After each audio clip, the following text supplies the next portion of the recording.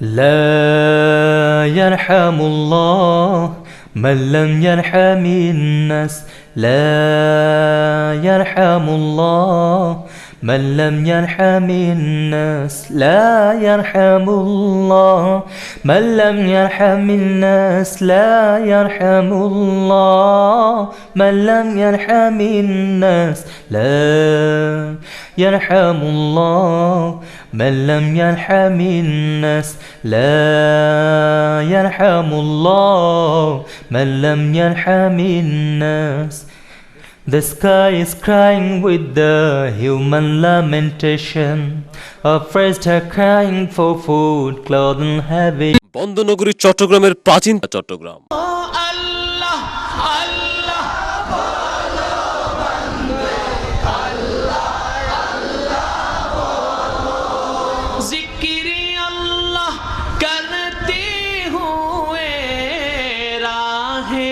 जन्नत चलो ला इलाहा इल्लल्लाह ला इलाहा इल्लल्लाह सुबहानल्लाह अल्हम्दुलिल्लाह ला इलाहा इल्लल्लाह सुबहानल्लाह अल्हम्दुलिल्लाह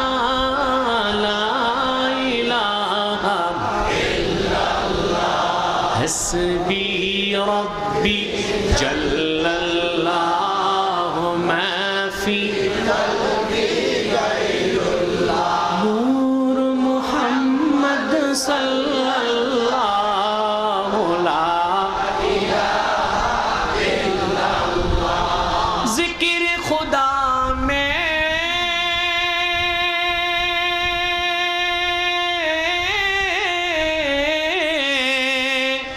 क्या लुत्फ छुपा है मोमिनों की सिवा कोई न जाने ला इलाहा इल्लल्लाह ला इलाहा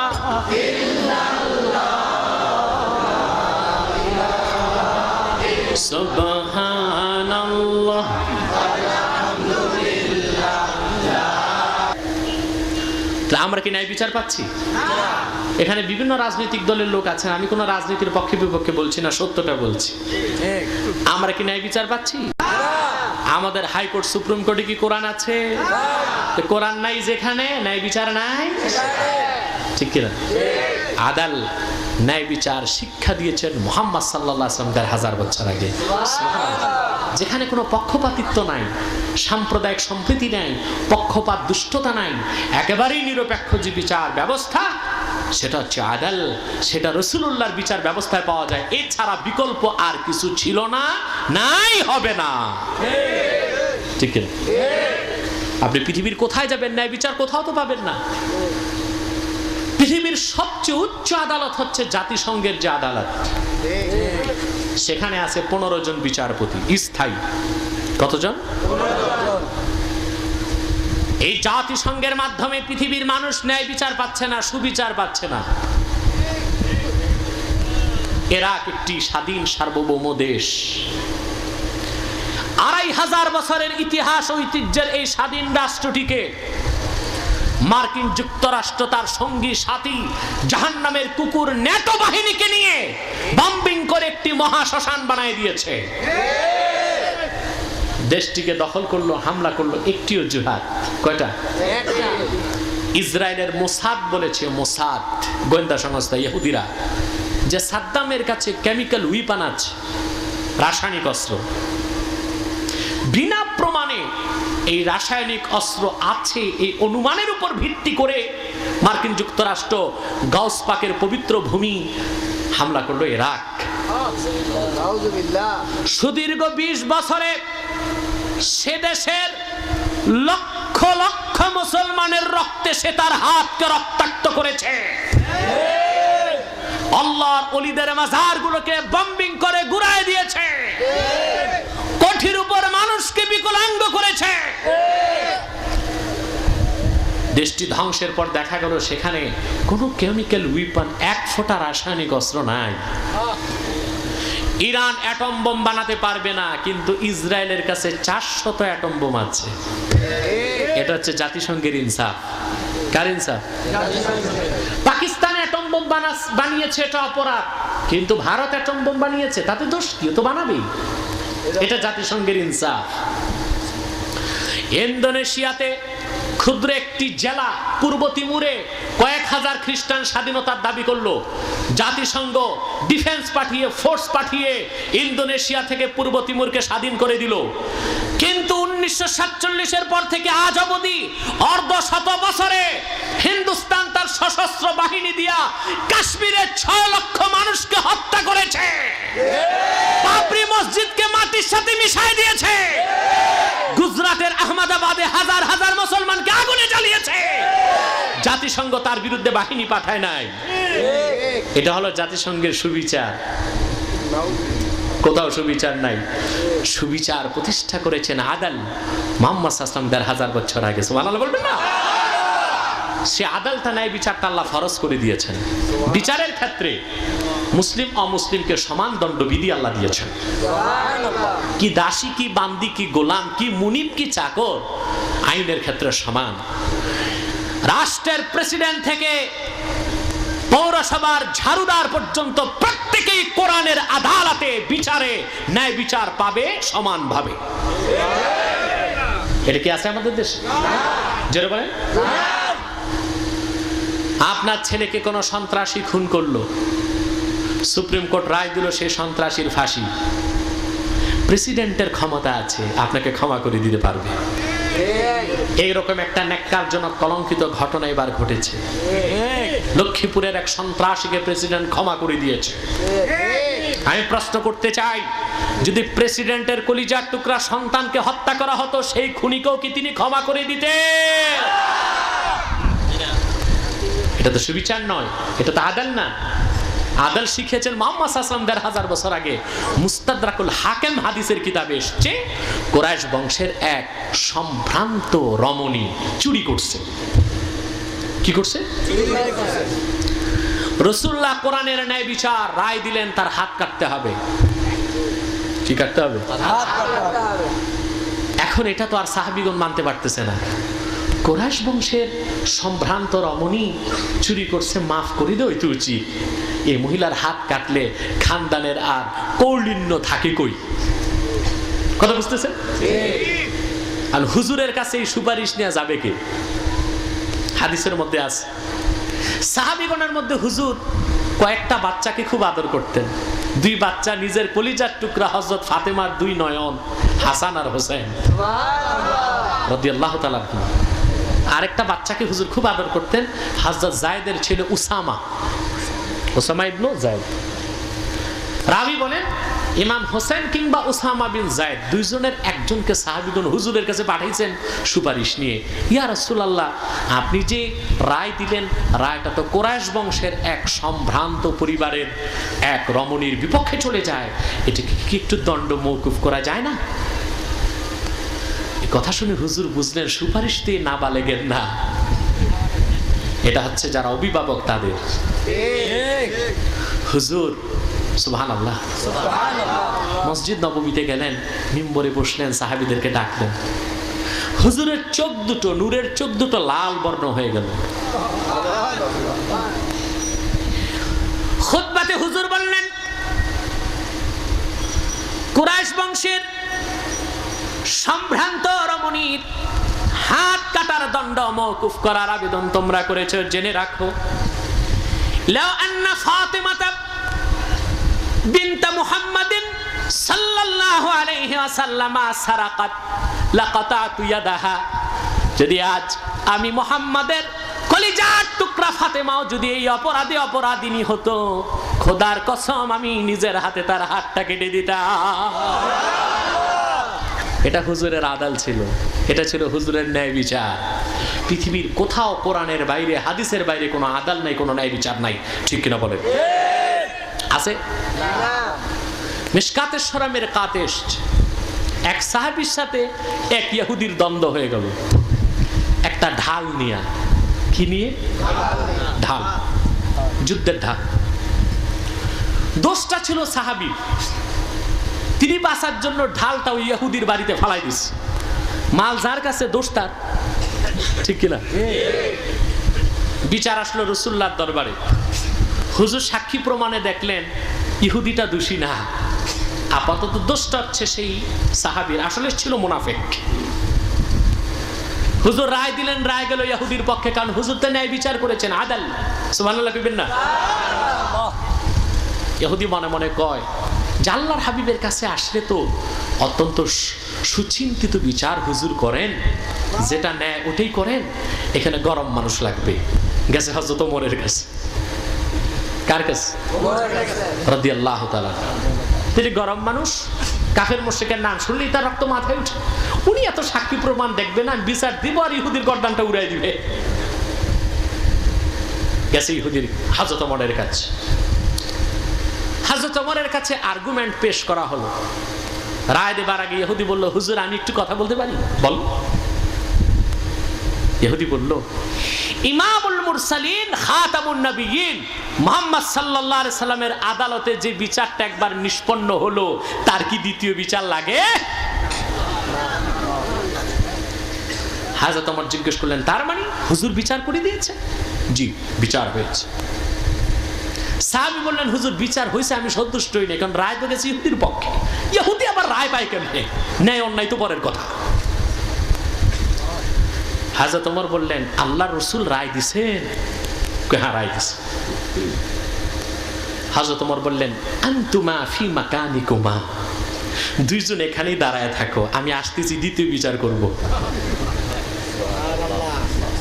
ভিতরে গেলে উন্মুক্ত তরবারি, তিনি তরবারি কোষ মুক্ত করে বাইরে আসলেন আর বললেন, সাইয়্যিদুল কাউনাইন, নূরে মুজাসসাম, খাতামুন নবিয়্যিন ওয়াল মুরসালিন মুহাম্মদ সাল্লাল্লাহু আলাইহি ওয়াসাল্লামের ন্যায় বিচারের পর যিনি দ্বিতীয় বিচার চায়, ওমরের কাছে তার বিচার হচ্ছে তরবারি দিয়ে গর্দানটারে উড়ায় দাও। এই কথা বল। তাকবীর, নারে তাকবীর, আল্লাহু আকবার, নারে রিসালাত, ইয়া রাসূলুল্লাহ, সুন্নাত ওয়াল জামাত, জিন্দাবাদ জিন্দাবাদ, মার্কিনী দল দালালেরা হুশিয়ার সাবধান। আফগানিস্তান। বন্ধুরা আমার, ভাইরা আমার, রাসূল পাক সাল্লাল্লাহু আলাইহি ওয়াসাল্লাম বিচার করে দিলেন। দ্বিতীয় বিচার হযরত ওমর কি করলেন? গর্দান উড়াই দিয়েছে। ইহুদি তৎক্ষণাৎ হযরত ওমরের সামনে দাঁড়ায় বললেন, ওমর, যেই ধর্মের বিধান এত সুন্দর, এত ন্যায় বিচার, তার চেয়ে সত্য কোনো ধর্ম নাই। তুমি সাক্ষী থাকো, আমি ইহুদি এখন মুসলমান হয়ে গেলাম। লা ইলাহা ইল্লাল্লাহু মুহাম্মাদুর রাসূলুল্লাহ সাল্লাল্লাহু আলাইহি ওয়াসাল্লাম। ইহুদি মুসলমান হয়ে গেল, একটা বিচার দেখে সুবহানাল্লাহ বলুন। এটার নাম আদাল। এটার নাম কি? আল্লাহ বলেছেন, ইন্নাল্লাহা ইয়া'মুরু বিল আদলি ওয়াল ইহসান। বিচার, ন্যায় বিচারের সাথে আবার ইহসান রাখছেন। ইহসান, করুণা, দয়া, সদাচরণ বলেন সুবহানাল্লাহ। জানেন, সদাচরণটা মানুষের চরিত্রের সুকুমার বৃত্তির মধ্যে সবচেয়ে প্রখর উজ্জ্বল যে চারিত্রিক বৈশিষ্ট্য, তা হচ্ছে সদাচরণ। সুবহানাল্লাহ। ইহসান, শাফকাত, দয়া, আল্লাহর বান্দাদের দয়া করা, সাহায্য করা, তাদের উপকার করা, এই ইহসানটাকে আল্লাহ বান্দার উপর ফরজ করে দিয়েছেন বলে সুবহানাল্লাহ। তবে ব্যাখ্যা নেন, ইহসান দুই প্রকার। একটা হচ্ছে ইহসান লিজাতিহি, আরেকটা হচ্ছে ইহসান লিগাইরিহি। একটা হচ্ছে নিজের উপর ইহসান, আর একটা হচ্ছে সৃষ্টির উপর ইহসান। একটা হচ্ছে নিজের উপর দয়া, আর একটা হচ্ছে সৃষ্টির উপর। আমি কি তা ব্যাখ্যা দিয়ে দিব? সেটা তো ঠিক মতো বললেন না। নিজের উপর ইহসান, পরের উপর ইহসান কোনটা, দয়া কোনটা? যার অভাব আছে তার অভাব পূরণ করবেন, সাহায্য সহযোগিতা করবেন মানুষকে, ঠিক কিনা বলেন? যার নাই তাকে দিবেন না তেলের মাথায় তেল দিবেন? আপনারা তো তাই করেন। এলাকার কাউন্সিলর মেয়ের বিয়েতে দাওয়াত দিছে, 10,000 টাকার ডিনার সেট নিয়ে বিয়ে খাইতে যায়, যার আছে তারে দেয়। আর এলাকায় রিক্সাওয়ালা দাওয়াত দিচ্ছে, ওই বেটার দাওয়াতে যায় না, গেল বড় জোর পুরান একটা 500 টাকার নোট ইনভেলপে বড়ি দিয়ে আসে। ওরে দেওয়া দরকার ছিল 10,000 টাকা, কাউন্সিলরকে দেওয়া দরকার ছিল 500। ঠিক কিনা? এই যে মানুষের উপকার, ইহসান, এই মাদ্দাটা আমাদের খুব কমে যাচ্ছে। ঠিক কিনা? কমে যাচ্ছে না? আমরা উপকার করি না, আমাদের চেয়ে বেশি উপকার কে করে? টাকা লাগবে, নেন না 10 লাখ টাকা, সমস্যা কি? শুধু মাসে মাসে 3,000 টাকা করে কিছু ইন্টারেস্ট দিয়ে আমরা এইরকম উপকার করতে শিখছি। মনে রাখবেন, ইহসান, সদাচরণ, আল্লাহর বান্দার উপকার, এটা বহুত বড় একটা সওয়াবের কাজ। ঠিক কি না? করবেন না ইনশাআল্লাহ? আর নিজের উপর ইহসান কোনটা? সেটা হচ্ছে ইখলাসের সাথে ইবাদত করা। কিসের সাথে? যেটা রাসূলুল্লাহ হাদিসে শিক্ষা দিয়েছেন। হযরত জিবরিল প্রশ্ন করেছেন, ওমাল ইহসান, ইহসান কি জিনিস? হুজুর বলেছেন, আন তা'বুদাল্লাহ কান্নাকা তারাহু ফাইন লাম তাকুন তারাহু ফাইন্নাহু ইয়ারাক। তুমি আল্লাহর গোলামি দাসত্ব ইবাদত এমন ভাবে করো যেন তুমি আল্লাহকে দেখতেছো। আর এই জালালাত, এই মালাকা যদি তোমার না থাকে, তুমি বিশ্বাস রেখো যার গোলামি করতেছো উনি তো তোমারে দেখতেছেন। ঠিক কিনা? এখন একটা মাসালা বলে দিই, আমাদের দেশে খুব বাড়াবাড়ি হচ্ছে এখন মিলাদ কিয়াম নিয়ে। ঠিক কিনা? বাড়াবাড়িটা এমন একটা পর্যায়ে চলে গেছে, একজন একজনকে সালাম দেয় না। ঠিক কিনা? এখন ফতোয়া শুরু হয়েছে, একজন একজনকে কাফের মুশরিক বলা শুরু করে দিয়েছে। সমাজে একদল মূর্খ ব্যক্তি কাজ করতেছে। মনে রাখবেন, পূর্ববর্তীগণ এইরকম দ্বন্দ্ব কোনোদিনও করেন নাই। ইমদাদুল্লাহ মুহাজির মাক্কি রাহমাতুল্লাহ সারা জিন্দেগি মিলাদ কিয়াম করছেন। আর তারই 2 খলিফা মাওলানা রশিদ আহমদ গঙ্গুহি ও আশরাফ আলী থানবী, তারা মিলাদ কিয়াম করেন নাই। মিলাদ করতেন, কিয়াম করতেন না। কিন্তু এই 2 মুরিদ কোনোদিন ইমদাদুল্লাহ মুহাজির মাক্কি রাহমাতুল্লাহকে বেদাতি বলেন নাই, আর পীর সাহেবও এই 2 মুরিদকে কোনোদিন ওহাবি বলেন নাই। যারা কিয়াম করতেছে তারা পীরের অনুসরণ করতেছে, যারা করতেছে না তারা মুরিদের অনুসরণ করতেছে। ঠিক কি না? তা অনুসরণ কারটা করা উচিত, পীরেরটা না মুরিদেরটা? পীরেরটাই করা উচিত। কথা বুঝেননি? দ্বন্দ্ব করবেন না, দ্বন্দ্ব করবেন না। অনেকেই বলে কোরআন হাদিসে মিলাদ কিয়াম আছে নাকি? আরে মিয়া, এটা তো প্রশ্ন। বলো, দিন ইসলামী মিলাদ কিয়াম আছে কিনা? কোরআন হাদিসে মিলাদ কিয়াম আছে কিনা এটা প্রশ্ন হওয়া উচিত না। দিন ইসলামে মুহাম্মদ সাল্লাল্লাহু আলাইহি ওয়াসাল্লামের রক্ত ঝরা দিন ইসলামী মিলাদ কিয়াম আছে কিনা এটা প্রশ্ন করো, তাহলে জবাব পেয়ে যাবা। দিন কয়টা জিনিস? 3টা জিনিস, ঈমান, ইসলাম, ইহসান। এই 3টা জিনিসের মুরাক্কাব হচ্ছে দিন ইসলাম। ঠিক কি না? হাদিসে জিবরিল দেখেন না, হযরত জিবরিল হুজুরের কাছে ছাত্র হয়ে প্রশ্ন করলেন সাহাবীদের সামনে, ইসলাম কি? হুজুর জবাব দিয়েছেন। প্রশ্ন হয়েছে ঈমান কি? হুজুর জবাব দিয়েছেন। প্রশ্ন করেছেন ইহসান কি? হুজুর জবাব দিয়েছেন। জিবরিল যখন চলে গেল, হযরত ওমরকে হুজুর বললেন, লোকটা কে ছিল চিনছো?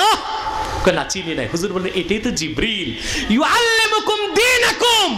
প্র্যাকটিক্যাল আমার সামনে ছাত্র হিসেবে বসে তোমাদেরকে দিন শিখাই দিয়েছে। 3টা জিনিস হচ্ছে দিন, ইসলাম, ঈমান, ইহসান। এই যে মিলাদ কিয়াম, এটা তো শরীয়তের বিষয় যতটুক না, তার চেয়ে বেশি মারেফতের বিষয়। এটা সম্পর্ক ইহসানের সাথে। কিসের সাথে? কিসের সাথে? ইহসানের সাথে। ইহসান না বুঝলে, মারেফত না বুঝলে মিলাদের কিয়ামের উত্তর কারো পক্ষে আমার মতো 10,000 আলেম কিতাবপত্র বাইটা ভর্তা বানায় খাওয়াই দিলেও বোঝানো যাবে না। কারণ এটা তো আমার কথা না। ইবনু হাজার আসকালানির নাম শুনছেন নাকি? কইছিল পাইকপাড়া খতিব ছিল নাকি? পঞ্চবটির খতিব, সিকিয়াদলি রেজগি না, কে ছিলেন ইবনু হাজার? যিনি বুখারী শরীফের প্রথম ব্যাখ্যা গ্রন্থ লেখলেন ফাতহুল বারী। সুবহানাল্লাহ। যে লোক শাইখুল হাদিস হবে তাকে ফাতহুল বারী পড়তেই হবে, যদিও তিনি শাফি। আর আমাদেরটা হচ্ছে উমদাতুল কারী, উমদাতুল হানাফিদের। পৃথিবীর প্রথম বুখারীর সরা ফাতহুল বারী। শাফি মাযহাবের বড় মুজতাহিদ। মিলাদের কিয়ামের ফতোয়া তিনি দিয়েছেন, তাযীমুন নবী সাল্লাল্লাহু আলাইহি ওয়াসাল্লাম বিজামিই আনওয়াইত তাযীম। আল্লাতী লাইসা ফীহি মুশারাকাতুন ফিল উলূহিয়্যাতি আমরুম মুস্তাহসানুন ইনদামান নাওয়ারাল্লাহু বাসাইরাহুম কাল কিয়াম ফি মাউলিদি খাইরিল আনাম। এটা আমার ফতোয়া না, ইবনে হাজার ফতোয়া দিয়েছে। নবী মুহাম্মদ সাল্লাল্লাহু আলাইহি ওয়াসাল্লামকে তাজিম করার, সম্মান করার যত পদ্ধতি আছে, যদি কোনো পদ্ধতিতে সম্মান করলে শিরক হবে, সেই পদ্ধতি ছাড়া অন্য সকল পদ্ধতিতে রাসূলুল্লাহকে মহব্বতের সাথে তাজিম করা মুস্তাহাব, মুস্তাহসান। সেই সকল ব্যক্তির নিকট আল্লাযী নাওয়ারাল্লাহু বাসাইরাহুম, যাদের চক্ষুকে আল্লাহ মারিফতের নূর দ্বারা নূরানি করে দিয়েছে, তারা মিলাদের কিয়ামকে স্বীকার করবে, মুস্তাহাব বলবে, সাদরে আর আদরে পালন করবে। তাহলে আপনার তো আগে ক্যান্ডিডেট হইতে হবে, তাইলে না আপনি প্রশ্ন বুঝবেন, উত্তর দিবেন। আপনি মাস্টার্সের পরীক্ষা দিবেন, পার্সেন্ট মোডে ক্লাস 5, কথা কয় না? আপনি তো বইয়ের তলাই খুঁজে পান নাই, কোন তলা নাই, কথা কয় না? আগে তো তলা খুঁজে পাইতে হবে নাকি?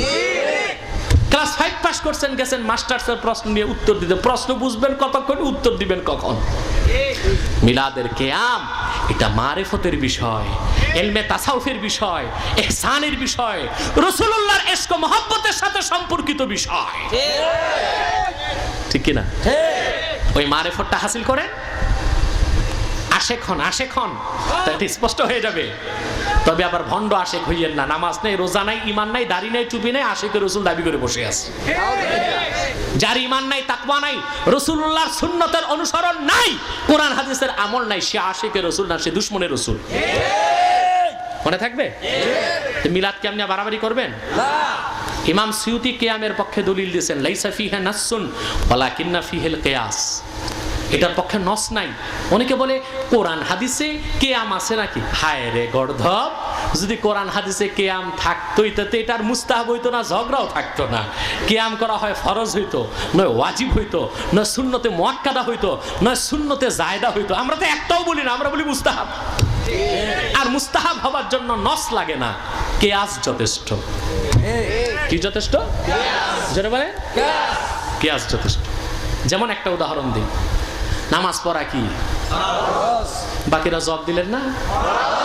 আমাদের মধ্যে কিছু ভণ্ড আছে, কয় মারিফতে নামাজ নেই, শরীয়তে আছে। শরীয়ত বাদ দিলে কি মারিফত আর মারিফত থাকে না, মাইরের পথ হয়? কি হয়? মনে রাখবেন, যে পীরের কাছে নামাজ নাই ওটা ভণ্ড পীর, ওটা ওলি। হ্যাঁ, ওলি, ওলি। আর শোনেন, ওলি তো দুই প্রকার, একটা ওলিউর রহমান আর একটা ওলিউর শয়তান। আল্লাহর ওলি আর একটা শয়তানের ওলি। পীরও দুই প্রকার, এক প্রকার রহমানি পীর, আরেক প্রকার শয়তানি পীর। যেই পীরের কাছে ঈমান নাই, তাকওয়া নাই, দাড়ি নাই, টুপি নাই, জিকির নাই, ফিকির নাই, মিলাদ কিয়াম নাই, মুরাকাবা মুশাহাদা নাই, সে হচ্ছে ভণ্ড পীর, সে হচ্ছে শয়তানি পীর। ওনাদের কাছে একটা জিনিস খুব মজা মতো পাওয়া যায়, ওইটা কোনটা জানেন? জিকির আছে, জিকির। অবশ্যই এটা শুরু হবে রাত 12টার পর, খিচুড়ি গরম হইলে। একদিকে লেডিস, আরেকদিকে লেভেন্টিস, মাঝখানে পর্দা থাকে, ঠিক না? খলিফা একটা থাকে, দোতারা নিয়া ফাল পারে, মনের পর্দা, বড় পর্দা, বাইরের পর্দা সরাও, পর্দা সরে যায়, খলিফা দোতারা নিয়া দেয় দ্বিতীয় ফাল। মনের বাত্তি, বড় বাত্তি, বাইরের বাত্তি মারো লাত্তি, লাইট বন্ধ হয়ে যায়। লেডিস আর লেভেন্টিস লাইট বন্ধ করে এমন জঘন্য কাজে লিপ্ত হয়, ওইটার নাম দিছে মারেফত। ওইটা কি মারেফত না মাইরের পথ? বুঝে শুনে আমার দেশের পাগলগুলো এইরকম ভণ্ড পীরের পিছনে কেন যে দৌড়ায় আল্লাহই ভালো জানে। 3.5 হাত বডি, পুরা জন্মদিনের সাফারি, পোশাক নাই, ল্যাংটা, এটার পিছনে দৌড়ায়। আপনি দৌড়ান, হে সাবধান, জ্বলে যাবা। ওস্তাদের মাল আছে, কি যে আছে, পায়জামা খুলে দেখাই দিচ্ছে, এই ছাড়া আর কিছু নাই, মাল আছে। সাবধান, কোন ভণ্ড পীরের কাছে যাবেন না, হক্কানি পীরদের কাছে যাবেন। জনপুর, ফুরফুরা, সারসিনা এরা হক্কানি পীর, আর অসংখ্য হক্কানি দরবার আছে, দেখে দেখে চিনে চিনে যাবেন। ঠিক কিনা? কথা বুঝতেছেন বন্ধুরা? মিলাদের কিয়াম মুস্তাহাব বলছিলাম। নামাজ পড়া কি? নিয়ত করা কি? ফরজ। মুখে নিয়ত করা কি? না, মুস্তাহাব। আমি 1 লক্ষ টাকা চ্যালেঞ্জ করে গেলাম। 1 লাখ। গরিব মানুষ তো, ধনী হইলে 10 লাখ বলতাম। 1 লাখ টাকা ওপেন চ্যালেঞ্জ। নামাজের মৌখিক নিয়ত মুস্তাহাব। সব মাদ্রাসার সব কিতাবই আছে, একেবারে তালিমুল ইসলাম, মালাবুদ্দা, নুরুল ইজা, কুদুরি, শারহুল ওকায়া, কানজুদ দাকায়েক, হেদায়া, এরপর যত ফাতাওয়ার কিতাব আছে, আলমগিরি, শামি, তাতার খান, বাজ্জাজিয়া, সেরাজিয়া, সব ফতুয়ার কিতাবে আছে মৌখিক নিয়তটা মুস্তাহাব। আমার চ্যালেঞ্জ হচ্ছে একজন আলেম দেখাতে পারবেন নূর নবী মুহাম্মদ সাল্লাল্লাহু আলাইহি ওয়াসাল্লাম ১৫০০ বছর আগে মৌখিক নিয়ত করেছেন? কোন একজন সাহাবী মৌখিক নিয়ত করেছেন? কোন একজন তাবি মৌখিক নিয়ত করেছেন? 4 ইমামের কোন এক ইমাম মৌখিক নিয়তের পক্ষে লিখেছেন? একটা দলিল দেখাতে যদি পারেন, আপনার হাতে আমি তওবা করব। নাই তো মুস্তাহাব হইল কেমনে? হ্যাঁ, ফাতাওয়া শামি জিলদে আউয়াল 270 পৃষ্ঠায় স্পষ্ট এসেছে। এবং মেরকাত এসছে, মেশকাতের সারা মেরকাত, যাকে তারজুমানুল আহনাফ, হানাফিদের মুখপত্র বলা হয়, মোল্লা আলী কারি, তিনি লিখেছেন ১৫০০ বছর আগে আমার নূর নবী মুহাম্মদ সাল্লাল্লাহু আলাইহি ওয়াসাল্লাম মোট ৩০,০০০ ওয়াক্ত নামাজ পড়েছেন। সুবহানাল্লাহ কইবেন না? তথ্যটা মনে থাকবে? আচ্ছা, রাসূলুল্লাহর যে মারেফত শিখান নাই, এই অন্ড ছন্ড ভণ্ড পীর ওই মারেফত শিখেছেন, ওটা মানলে ঈমান থাকবে? রাসূলুল্লাহর মারেফতে নামাজ আছে, তাই আমার রাসূল নূরের নবী নিজে ৩০,০০০ ওয়াক্ত নামাজ পড়েছেন। সেই নামাজ বাদ দিয়ে আপনি মুমিন হইতেই পারবেন না। মনে থাকবে? মোল্লা আলী কারিমের কাতে আজম শপথ করে বলেছেন, কোন 1 ওয়াক্ত নামাজে আল্লাহর হাবিব সাল্লাল্লাহু আলাইহি ওয়াসাল্লাম মৌখিক নিয়ত করেন নাই। ফতোয়া শামি প্রথম খণ্ড 270 পৃষ্ঠায় ইবনে আবিদিন শামি লিখেছেন, কোন একজন সাহাবী মৌখিক নিয়ত করেন নাই, কোন একজন তাবি মৌখিক নিয়ত করেন নাই, কোন একজন তাবি মৌখিক নিয়ত করেন নাই, সালফে সালিহিন কেউ মৌখিক নিয়ত করেন নাই। ওয়ালাম ইউনকাল আন আইম্মাতিল আরবাআ, 4 ইমামের কোন এক ইমাম থেকেও মৌখিক নিয়তের পক্ষে একটা মতন নাই। তাহলে মুস্তাহাব হইল কেমনে? ইবনে আবিদিন শামি লিখছে, সুমিয়া মুস্তাহাব্বান লিআন্নাহা আহাব্বাহুল উলামা, লিআন্নাহা আহাব্বাহুল উলামা। এটা মুস্তাহাব হয়েছে, একটা দলিল, মুহাম্মদ সাল্লাল্লাহু আলাইহি সাল্লামের উম্মতের আলেমগণ যেটারে পছন্দ করে সেটা মুস্তাহাব হয়।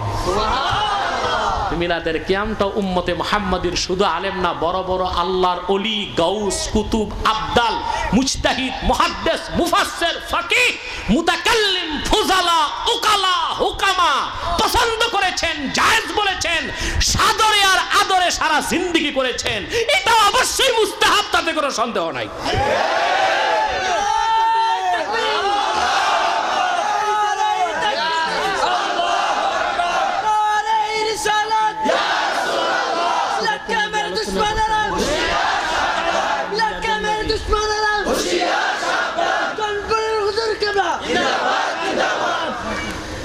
বন্ধুরা, তো বলছিলাম, তাহলে আর বেশি দলিল লাগবে?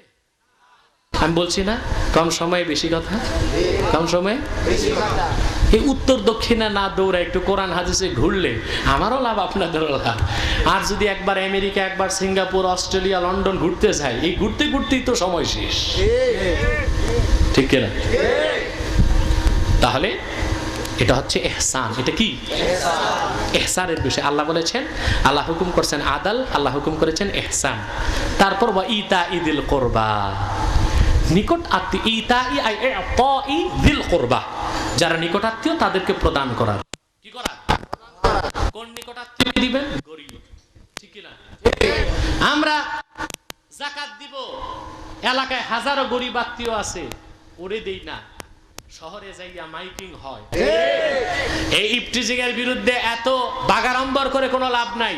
কোরআন মোতাবেক ন্যায় বিচার করো, বোরখাকে বাধ্য করো, হেজাবকে বাধ্য করো, সিনেমা হল বন্ধ করো, চ্যানেলগুলোকে সেন্সর করে দাও, ল্যাংটা ছবি দেখাতে পারবে না।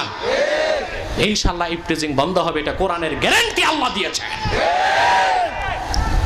তাহলে ফাহশা অশ্লীলতাকে আল্লাহ বর্জন করতে বলেছেন। ওয়াল মুনকার, তারপর হচ্ছে হারাম কাজ। এখন অশ্লীল কাজ আর হারাম কাজে পার্থক্য কি? এখানে সম্পর্ক হচ্ছে উমুম ও খুসুস। উমুম ও খুসুস, অর্থাৎ প্রত্যেক ফাহশা অশ্লীল কাজই মুনকার হারাম, কিন্তু প্রত্যেক হারাম কাজ অশ্লীল নয়। কথাটা আমি বুঝাতে পারলাম না। প্রত্যেক অশ্লীল কাজ কি? হারাম, কিন্তু প্রত্যেক হারাম অশ্লীল। কথা বলে না। প্রত্যেক হারাম কি? প্রত্যেক অশ্লীল হচ্ছে হারাম, কিন্তু প্রত্যেক হারাম অশ্লীল নয়। এখানে উমুম ও খুসুসের সম্পর্ক আছে। এই জন্য আল্লাহ তাআলা হারামের মধ্যে নিকৃষ্ট যেটা জেনা, ব্যভিচার, ফাহেশা, অশ্লীল কাজ, এটারে আগে বলছেন, তারপরে আমভাবে তিনি মুনকার হারাম কাজের কথা বলেছেন, যে হারাম কাজ ছাড়তে হবে। কি কাজ ছাড়তে হবে? হারাম কাজ কোনটা স্পষ্ট আল্লাহ বলে দিয়েছেন, যে সংজ্ঞা এসেছে। ইমাম নববী শারহুল আরবাঈনে লিখেছেন, কুল্লু আমরিন মা নাহাল্লাহু ওয়া রাসূলুহু সাল্লাল্লাহু আলাইহি সাল্লাম ফাহুয়াল মুনকার। আল্লাহ এবং মুহাম্মদ সাল্লাল্লাহু আলাইহি ওয়াসাল্লাম যে জিনিসকে নিষেধ করেছেন ১৫০০ বছর আগে, সেটাই হচ্ছে নিষিদ্ধ কাজ, হারাম কাজ, মুনকার কাজ। কোনটা ন্যায়, কোনটা অন্যায়, কোনটা মারুফ, কোনটা মুনকার, কোনটা সৎ, কোনটা অসৎ, এটাও নির্ধারণ করতে হবে কোরআন দিয়ে। কারণ আমরা তো সৎ বুঝি না, অসৎ বুঝি না। আমি একটা উদাহরণ দিব, কথা বলে না। ছেলে আর মেয়ে বাল্য বিবাহ দেওয়া জায়েজ না না জায়েজ? কয় না জায়েজ। জায়েজ, ঠিক কিনা? একেবারেই জায়েজ, 100% জায়েজ। প্রচলিত আইন হচ্ছে মেয়ের বয়স যদি 18 বছর না হয় আর ছেলের যদি 21 না হয়, এটা বাল্য বিবাহ। এর চেয়ে বড় হারাম কাজই আর নাই। যদি পুলিশ খবর পায় কোনো বাড়িতে বাল্য বিবাহ হচ্ছে, পুলিশ যাবে, বিনা ওয়ারেন্টে দনবিয়াই অ্যারেস্ট, কাজী অ্যারেস্ট, খাইতে আসছে যারা ওরাও অ্যারেস্ট, বাবুর্চিও অ্যারেস্ট। এইরকম একটা হারাম কাজ ওদের কাছে। এটা একটা সৎ কাজ, তারা মনে করতেছে অসৎ, ঠিক কিনা?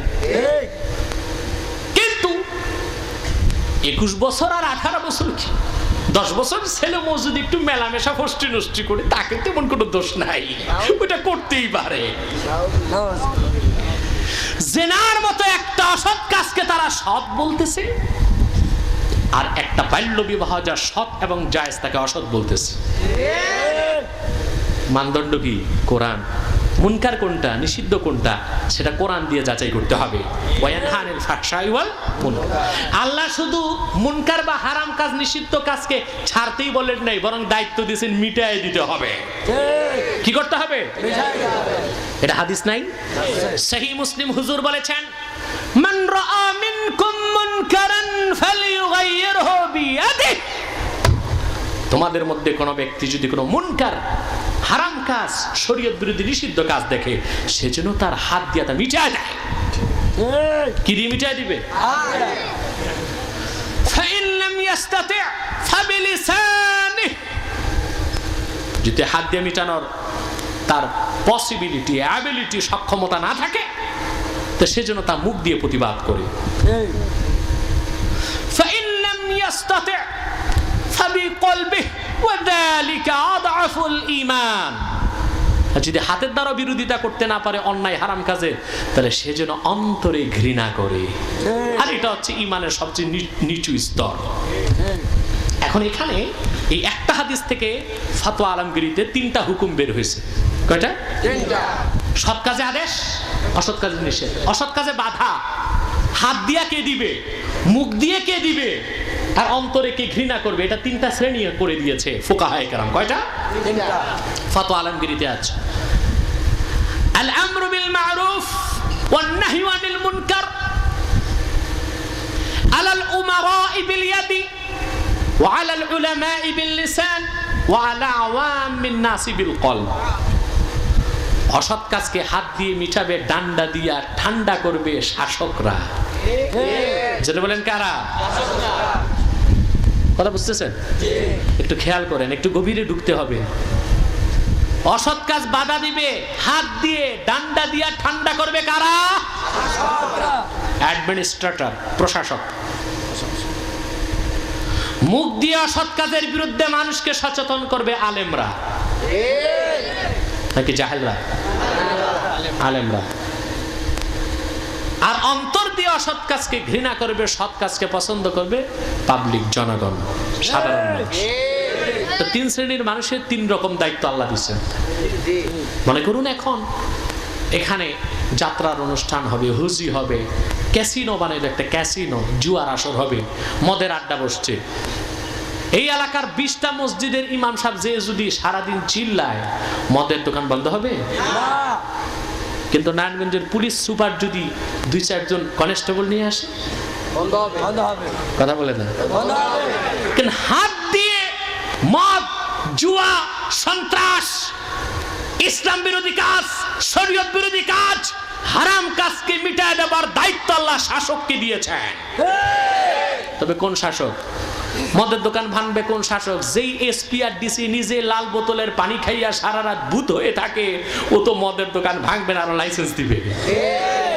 যত পারো মদের দোকান বানাও, আমিও খাইতে পারবো, ঠিক কিনা? তো শাসক লাগবে কেমন? কথা বলেন। আহা, আল্লাহ বলেছেন সূরা হাজ্জে, কোথায়?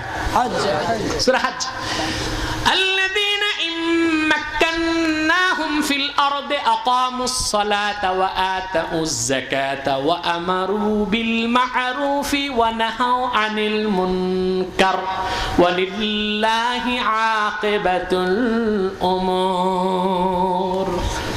যদি আমি মুহাম্মদ সাল্লাল্লাহু আলাইহি সাল্লামের ঈমানদার উম্মতকে রাষ্ট্র ক্ষমতার মালিক বানাই, তাহলে মৌলী সাহেব আর আলেমদের দৌড় কি মসজিদ পর্যন্ত না সংসদ পর্যন্ত? ক্ষমতা কি দিছে? কে দিছে? এই কথাগুলো শুনলে এক ধরনের মানুষের গায়ে জ্বর আসে। হুজুরেরা থাকবে আজান, নামাজ, মসজিদ, মাদ্রাসা নিয়ে, ওনারা এই সংসদ, সেক্রেটারিয়েট এগুলো নিয়ে তো হইচই করে কেন নাকি? এটা কি আমার কথা না আল্লাহর কথা? আল্লাহ বলেছেন আল্লাযীনা ইম্মাক্কান্নাহুম ফিল আরদ, সূরা হাজ্জের 48 নম্বর আয়াত।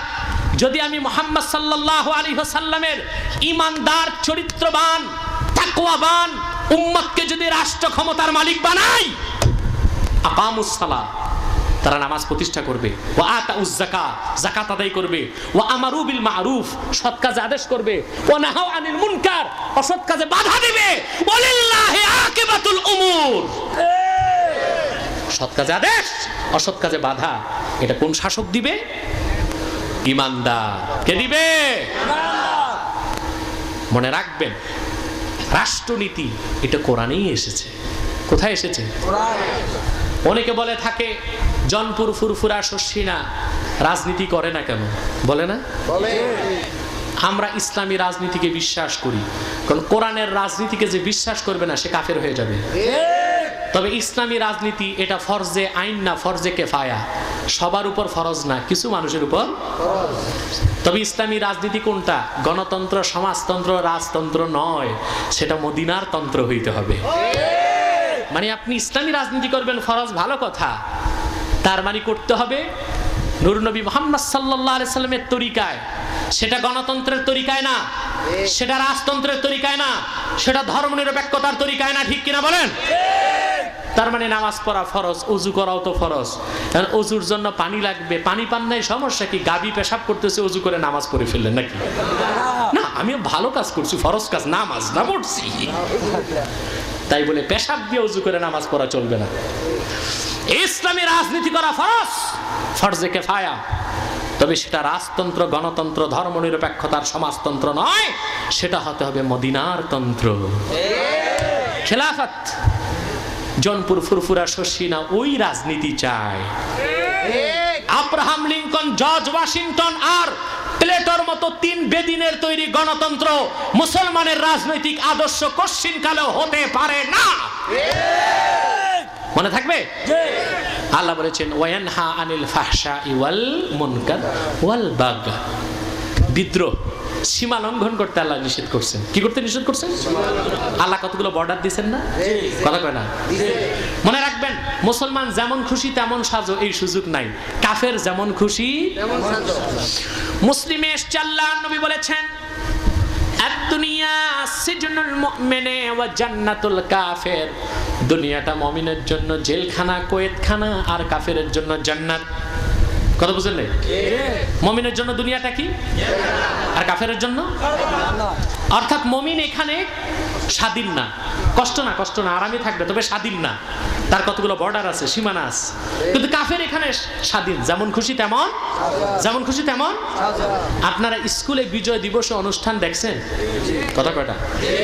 ওখানে একটা অভিনয় থাকে, যেমন খুশি তেমন সাজো। ছাত্ররা কেউ হনুমান হয়, কেউ বান্দর হয়, কেউ কাজী সাজে, কেউ শিক্ষক সাজে। শিক্ষক হইয়া ছাত্র হইয়া শিক্ষক সাইজা শিক্ষককে ছাত্র বানায়।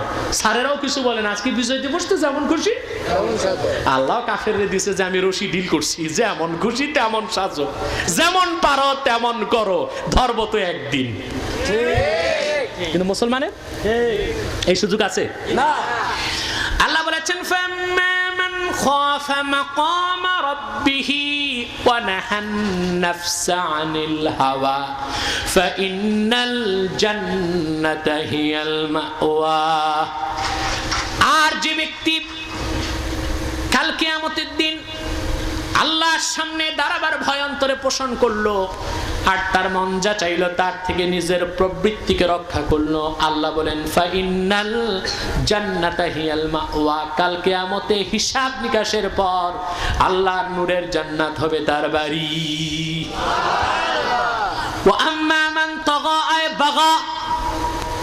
আর যে ব্যক্তি কোরআন সুন্নাহর সীমানা লঙ্ঘন করলো, ওভারকাম করলো, ওয়া আসারাল হায়াতাদ দুনিয়া, আর দুনিয়ার জীবনকে প্রাধান্য দিল, ফাইনাল জাহিমা হিয়াল মাওয়া। কাল কিয়ামতে হিসাব নিকাশের পর জাহান্নাম হবে তার বাড়ি। সীমা লঙ্ঘন করা যাবে না। সীমা লঙ্ঘন বুঝেন তো? আল্লাহ বলেছেন কুলু ওয়াশরাবু, খাও পান করো, সীমা নাকি হারাম খাইও না। আল্লাহ বলেছেন বিয়ে করো যত পারো, তার মানে 4টার বেশি না, একটা পারলে 2টা, পারলে 3টা, পারলে 4টা। এর মানে আবার এটা বুঝেন না বিয়ে করা খুব সওয়াবের কাজ নাকি? না না না না না, এটা আল্লাহ সুযোগ দিছে 4টা। এর মানে এমন না যে বিয়ে যত পারো বিয়ে করো তত ফায়দা হবে দুনিয়া আখিরাতে নাকি? না না, এমন বিষয়টা এমন না। ইসলাম সুযোগ দিছে, বিয়ে করো 1টা, পারলে 2টা, পারলে 3টা, পারলে 4টা। ওয়ালা তাকরাবুজ জিনা, কিন্তু সীমা নাকি জেনার কাছেও যায়ও না। কথা বুঝতে পারছেন? আল্লাহ বলেছেন ওয়ায়ানহা আনিল ফাহশাই ওয়াল মুনকারি ওয়াল বাগয়। সীমা লঙ্ঘন করা যাবে না। আল্লাহ পাকে 6টা হুকুমের উপর আমল যদি করতে পারি, আমরা কবর থেকে বেহেশতি হিসেবে উঠবো, তাতে কোনো সন্দেহ নাই। সাদাকাল্লাহুল আযীম ওয়া সাদাকা রাসূলুন নবিয়ুল কারীম ওয়া নাহনু আলা যালিকা মিনাশ শাহিদিন ওয়াশ শাকিরিন আলহামদুলিল্লাহি রাব্বিল আলামিন। বন্ধুরা, অনেক বেশি সময় হয়ে গেছে, রাত 12টা বেজে গেছে। মুনাজাত হবে, বসেন। মুনাজাত না করে পোড়া কপাল নিয়ে একটা মানুষও যাবেন না। যারা দাঁড়িয়ে আছেন ধৈর্যের সাথে বসে যান। এখনই আমরা মুনাজাত করব। মুনাজাতের আগে আমরা কাফের মুশরিকদের ব্যাপারে আপনাদেরকে একটু সাবধান ও সতর্ক করে দিব। তারও আগে 1 মিনিট আমরা একটু মহব্বতের সাথে জিকির করে নেব। জোরে জোরে জিকির করে নেই, লা ইলাহা ইল্লাল্লাহ, লা ইলাহা ইল্লাল্লাহ, লা ইলাহা ইল্লাল্লাহ, লা ইলাহা ইল্লাল্লাহ, লা ইলাহা ইল্লাল্লাহ, লা ইলাহা ইল্লাল্লাহ, লা ইলাহা ইল্লাল্লাহ, লা ইলাহা ইল্লাল্লাহ, লা ইলাহা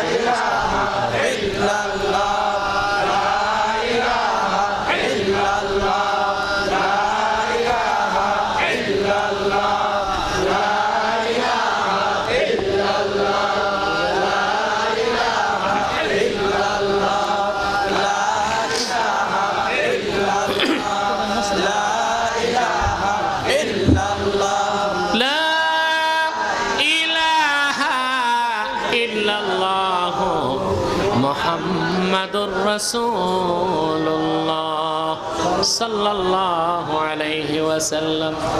বন্ধুরা, আমার কথায় অনেকের কষ্ট লেগেছে মনে হয়। লাগতেই পারে, লাগতেই পারে। আপনার হাতে ঘা আছে, আমি স্যাভলন দিলে তো জ্বলবেই। কথা বলেন, ডেটল দিলে আরো জ্বলবে, আর হেক্সিসল দিলে আরো জ্বলবে। তো আমি যাই বলেছি আপনাদেরকে আপনাদের কল্যাণে বলেছি, দলিল সহকারে কোরআন হাদিস থেকে। সব কথা বাংলাদেশে বক্তারা বলে না, পীররা আলেমরা বলে না, এজন্য এই দেশের মানুষের কোনো পরিবর্তন হচ্ছে না। আমাদেরকে সব কথা খুলে মেলেই বলে দিতে হবে, কারো পছন্দ হোক আর। বন্ধুরা, আমি মুনাজাতের আগে একটি বিষয় আপনাদেরকে সাবধান ও সতর্ক করে দিচ্ছি। এখানে আপনারা বিভিন্ন দলের মুসলমান আছেন, ঠিক কিনা? জোরে বলেন। ব্যাস, এখানে কোনো দলাদলি আছে? জোরে বলেন। কোনো দলাদলি নাই, কোনো দলাদলি নাই। কারণ আমরা তো এখানে দলের পরিচয়ে কেউ আসি নাই, আমরা এসেছি একটা পরিচয়, আমরা মুসলমান। আমরা কি মুসলমান? এখানে আওয়ামী লীগ আছে, বিএনপি আছে, জাতীয় পার্টি আছে, জামাত আছে, সব তো ভাই ভাই কাঁধে কাঁধ মিলায় বসে আছে। যদি দলীয় পরিচয় আসতেন তো কি 4 দলের লোক একটা প্যান্ডেলে বসতেন না 4টা প্যান্ডেল লাগতো? আওয়ামী লীগ এক প্যান্ডেল, বিএনপি এক প্যান্ডেল, জাতীয় পার্টি এক প্যান্ডেল, জামাত আরেক প্যান্ডেল। এক প্যান্ডেলের লোক আরেক প্যান্ডেলে ঢুকলি ঠ্যাঙ্গি দিত বাড়ি, খুবই তোর প্যান্ডেলে থাকতে আমাদেরটা ঢুকলি কেন? কিন্তু এইরকম অপ্রীতিকর কোনো ঘটনার সৃষ্টি এখানে দাঁড়িয়ে দিকে, এরকম অপ্রীতিকর কোনো ঘটনার সৃষ্টি এখানে হয়নি। কারণ আমাদের একটাই পরিচয়, আমরা মুসলমান। যারা বলেন আমরা কি মুসলমান। আমি 4 দলের মুসলমানদেরকে বলে যাচ্ছি, বন্ধুরা, দলীয় মতভেদ থাকতেই পারে, তা থাকবে রাজপথে আর সংসদে, কিন্তু কাফের আর মুশরিকদের বিরুদ্ধে সকল দলের মুসলমানকে ঐক্যবদ্ধ হয়ে রাস্তায় নামার শপথ নিতে হবে। রাজি আছেন? দলীয় মতভেদ থাকতেই পারে, এটা থাকবে রাজপথে আর সংসদে, কিন্তু কাফের মুশরিকদের বিরুদ্ধে আমরা সব দলের মুসলমান এক হয়ে যাব। মনে থাকবে ইনশাআল্লাহ। বাংলাদেশের সবচেয়ে বড় কাফের হচ্ছে কাদিয়ানি সম্প্রদায়। কাদিয়ানিরা শেষ দরজার কুখ্যাত কাফের। তাদেরকে যারা কাফের বলবে না, তারাও শেষ দরজার কুখ্যাত কাফের। কারণ তারা আমাদের বিশ্ব নবী হযরত মুহাম্মদ সাল্লাল্লাহু আলাইহি সাল্লামকে শেষ নবী বলে স্বীকার করে না। চিল্লায় বলেন নাউজুবিল্লাহ। তারা শেষ দরজার কুখ্যাত কাফের, কিন্তু অন্য মানুষকে ধোঁকা দিয়ে কাফের বানাবার জন্যে তারা মুসলমানদের মতো দাড়ি রাখে আর টুপি লাগায়, মুসলমানদের মতো নাম রাখে, তাই বলে তারা কোনোদিনও মুসলমান হতে পারে না। কাফের মুশরিক দাড়ি রাখলে কি মুসলমান হবে? যদি কাফের মুশরিক দাড়ি রাখলে মুসলমান হতে পারতই, তো রবীন্দ্রনাথ ঠাকুরের চেয়ে বড় মুসলমান আর কি হইতো? এবার একটা 18 ইঞ্চি লম্বা দাড়ি ছিল, কোমর পর্যন্ত লম্বা, 2-4টা ইঁদুর বাদুর চামচিকা লুকায় থাকলে দেখাও যেত না। কোদাল দিয়া সাইসা পাল্লায় ওজন দিলে 10 সেরের কম হইতো না। ছিল কি? কাফের ছিল। কাফের মুশরিক মানে কাফের। এখানেও উমুম খুসুসের সম্পর্ক। সব কাফের মুশরিক না, কিন্তু সব মুশরিক কাফের, এজন্য কাফের বলে সবই হয়। কথা বুঝলেন না? কাফের মুশরিক যদি মুসলমানের মতো নাম রাখে, তাহলে কি মুসলমান হবে না? এক শয়তান কুত্তার পায়খানা লাড্ডু বানায়, উপরে নাম লেখছে দিল্লি কা লাড্ডু। এটা কি দিল্লির লাড্ডু হবে? ভিতরে কি ডিব্বা ভর্তি পাতলা পায়খানা, উপরে নাম লেখছে বগুড়ার দই। এটা কি বগুড়ার দই হবে? ভিতরে কি? তদ্রুপ কাদিয়ানীরা শেষ দরজার কুখ্যাত কাফের। আব্দুল আব্বাল, আব্দুস সামাদ, মুবাশশির আলী আর কবির চৌধুরী নাম রাখার দ্বারা কোনোদিনও তারা মুসলমান হইতে পারে না। ভাইরা আমার, বন্ধুরা আমার, আমার আল্লাহ এবং নবীজি আমার হযরত মুহাম্মদ সাল্লাল্লাহু আলাইহি সাল্লামের ইসলাম ও কোরআনের হাজার হাজার হাজার বছর পরে বর্তমান ভারতের কুখ্যাত পাঞ্জাবের কুখ্যাত গুরুদাসপুরের কুখ্যাত কাদিয়ানে ইংরেজ আমলে এক জাহান্নামের কুকুর মিথ্যা নবুয়ত দাবি করছে বলে নাউজুবিল্লাহ। কাদিয়ানের কাজ্জাব, মিথ্যা নবুয়তের দাবিদার, ওই কুখ্যাত কুকুরটার নাম রেখেছিল তার বাপ মির্জা গোলাম আহমদ কাদিয়ানি।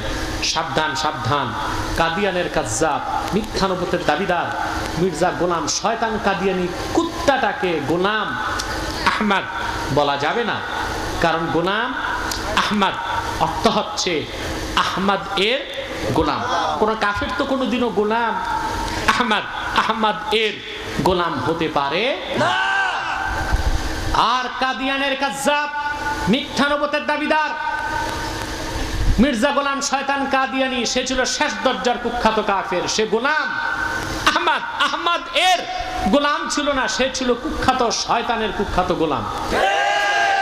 কাদিয়ানের কাজ্জাব, মিথ্যা নবুয়তের দাবিদার মির্জা গোলাম শয়তান কাদিয়ানি কুত্তাটার উপর গজব এসেছে 1908 সালে।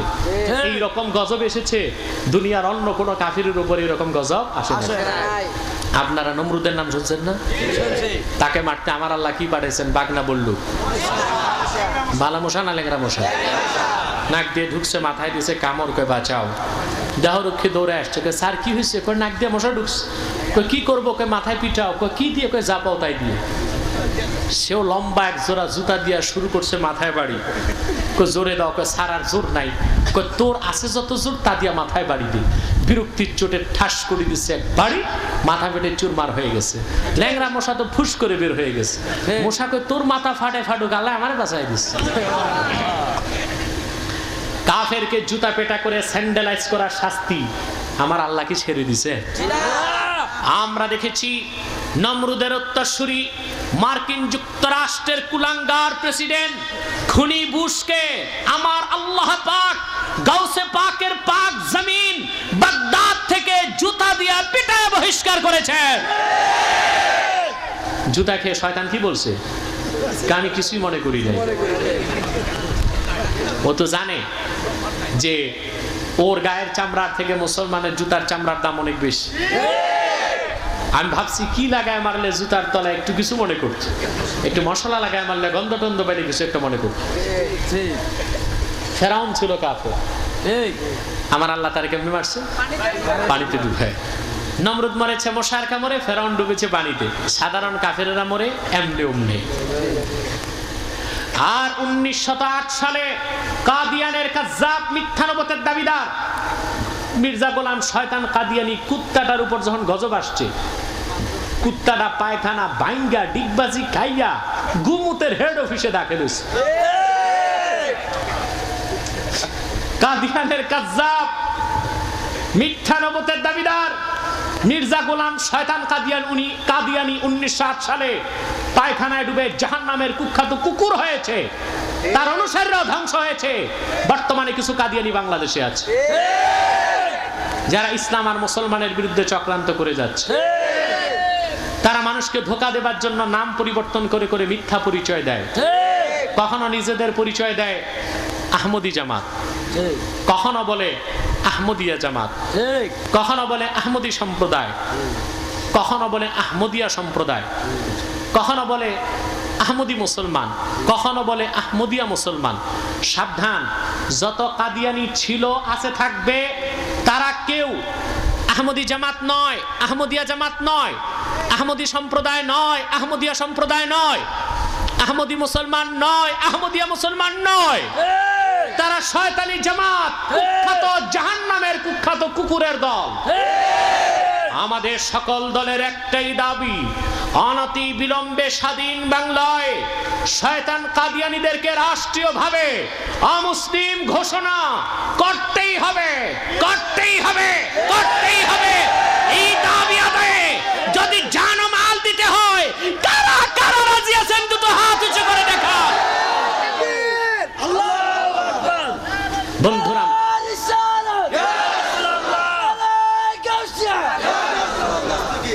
বন্ধুরা আমার, শয়তান কাদিয়ানীদের কোন পণ্যদ্রব্য ধরবেন না, কিনবেন না, বেচবেন না।